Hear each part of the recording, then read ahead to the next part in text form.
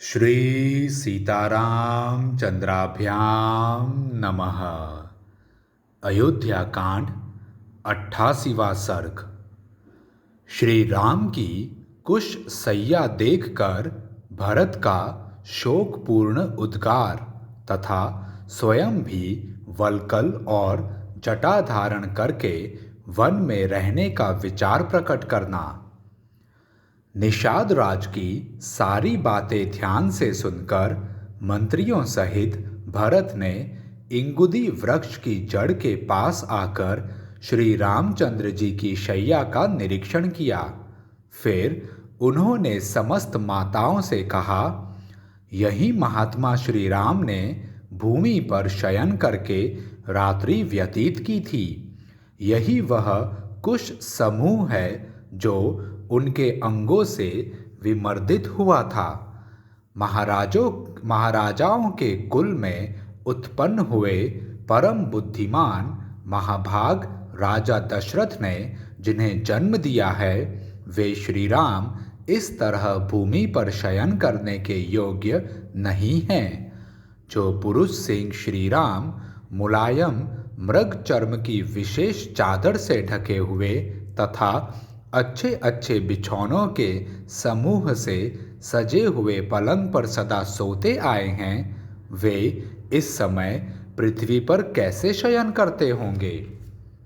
जो सदा विमानाकार प्रासादों के श्रेष्ठ भवनों और अट्टालिकाओं में सोते आए हैं तथा जिनकी फर्श सोने और चांदी की बनी हुई है, जो अच्छे बिछौनों से सुशोभित हैं, पुष्प राशि से विभूषित होने के कारण जिनकी विचित्र शोभा होती है, जिनमें चंदन और अगुरु की सुगंध फैली रहती है, जो श्वेत बादलों के समान उज्जवल कांति धारण करते हैं, जिनमें शुक समूहों का कलरव होता रहता है, जो शीतल हैं एवं कपूर आदि की सुगंध से व्याप्त होते हैं, जिनकी दीवारों पर सुवर्ण का काम किया गया है तथा जो ऊंचाई में मेरु पर्वत के समान जान पड़ते हैं, ऐसे सर्वोत्तम राजमहलों में जो निवास कर चुके हैं, वे श्री राम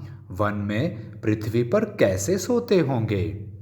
जो गीतों और वाद्यों की ध्वनियों से, श्रेष्ठ आभूषणों की झनकारों से तथा मृदंगों के उत्तम शब्दों से सदा जगाए जाते थे, बहुत से वंदीगण समय समय पर जिनकी वंदना करते थे, सूत और मागध अनुरूप गाथाओं और स्तुतियों से जिनको जगाते थे, वे शत्रु संतापी श्री राम अब भूमि पर कैसे शयन करते होंगे।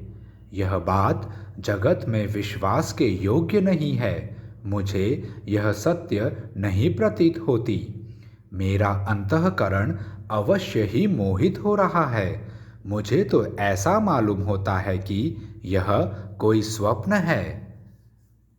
निश्चय ही काल के समान प्रबल कोई दूसरा देवता नहीं है, जिसके प्रभाव से दशरथ नंदन श्री राम को भी इस प्रकार भूमि पर सोना पड़ा। उस काल के ही प्रभाव से विदेह राज की परम सुंदरी पुत्री और महाराज दशरथ की प्यारी पुत्र वधु सीता भी पृथ्वी पर शयन करती हैं। यही मेरे बड़े भाई की शैया है। यही उन्होंने करवटें बदली थी। इस कठोर वेदी पर उनका शुभ शयन हुआ था। जहाँ उनके अंगों से कुचला गया सारा तृण अभी तक पड़ा है। जान पड़ता है शुभ लक्षणा सीता शैया पर आभूषण पहने ही सोई थी, क्योंकि यहाँ यत्र तत्र सुवर्ण के कण सटे दिखाई देते हैं। यहाँ उस समय सीता की चादर उलझ गई थी, यह साफ दिखाई दे रहा है, क्योंकि यहाँ सटे हुए ये रेशम के तागे चमक रहे हैं। मैं समझता हूँ कि पति की शैया कोमल हो या कठोर, साध्वी स्त्रियों के लिए वही सुखदायिनी होती है। तभी तो वह तपस्विनी एवं सुकुमारी बाला सती साध्वी मिथिलेश कुमारी सीता यहाँ दुख का अनुभव नहीं कर रही हैं। हाय, मैं मर गया, मेरा जीवन व्यर्थ है, मैं बड़ा क्रूर हूँ, जिसके कारण सीता सहित श्री राम को अनाथ की भांति ऐसी शैया पर सोना पड़ता है। जो चक्रवर्ती सम्राट के कुल में उत्पन्न हुए हैं, समस्त लोगों को सुख देने वाले हैं तथा सबका प्रिय करने में तत्पर रहते हैं, जिनका शरीर नीले कमल के समान श्याम, आंखें लाल और दर्शन सबको प्रिय लगने वाला है, तथा जो सुख भोगने के ही योग्य हैं, दुख भोगने के कदापि योग्य नहीं हैं, वे ही श्री रघुनाथ जी परम उत्तम प्रिय राज्य का परित्याग करके इस समय पृथ्वी पर शयन करते हैं। उत्तम लक्षणों वाले लक्ष्मण ही धन्य एवं बड़भागी हैं, जो संकट के समय बड़े भाई श्री राम के साथ रहकर उनकी सेवा करते हैं। निश्चय ही विदेह नंदिनी सीता भी कृतार्थ हो गईं, जिन्होंने पति के साथ वन का अनुसरण किया है। हम सब लोग उन महात्मा श्री राम से बिछुड़कर संशय में पड़ गए हैं। हमें यह संदेह होने लगा है कि श्री राम हमारी सेवा स्वीकार करेंगे या नहीं। महाराज दशरथ स्वर्गलोक को गए और श्री राम वनवासी हो गए। ऐसी दशा में यह पृथ्वी बिना नाविक की नौका के समान मुझे सूनी सी प्रतीत हो रही है।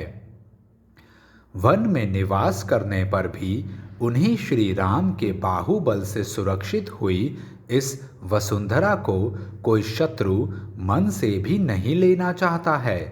इस समय अयोध्या की चार दीवारी की सब ओर से रक्षा का कोई प्रबंध नहीं है। हाथी और घोड़े बंधे नहीं रहते हैं, खुले विचरते हैं। नगर द्वार का फाटक खुला ही रहता है। सारी राजधानी अरक्षित है। सेना में हर्ष और उत्साह का अभाव है।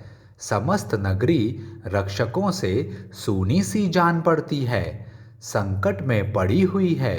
रक्षकों के अभाव से आवरण रहित हो गई है, तो भी शत्रु विष मिश्रित भोजन की भांति इसे ग्रहण करने की इच्छा नहीं करते हैं। श्री राम के बाहुबल से ही इसकी रक्षा हो रही है। आज से मैं भी पृथ्वी पर अथवा तिनकों पर ही सोऊंगा, फल मूल का ही भोजन करूंगा और सदा वल्कल वस्त्र तथा जटा धारण किए रहूंगा।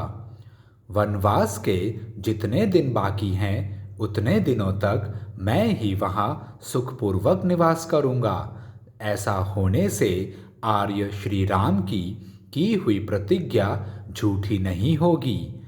भाई के लिए वन में निवास करते समय शत्रुघ्न मेरे साथ रहेंगे और मेरे बड़े भाई श्री राम लक्ष्मण को साथ लेकर अयोध्या का पालन करेंगे। अयोध्या में ब्राह्मण लोग ककुत्स्थ कुलभूषण श्री राम का अभिषेक करेंगे। क्या देवता मेरे इस मनोरथ को सत्य करेंगे? मैं उनके चरणों पर मस्तक रखकर उन्हें मनाने की चेष्टा करूंगा। यदि मेरे बहुत कहने पर भी वे लौटने को राजी न होंगे, तो उन वनवासी श्री राम के साथ मैं भी दीर्घ काल तक वहीं निवास करूंगा। वे मेरी उपेक्षा नहीं करेंगे। इस प्रकार श्री वाल्मीकि निर्मित आर्ष रामायण आदि काव्य के अयोध्या कांड में 88वां सर्ग पूरा हुआ। जय श्री राम।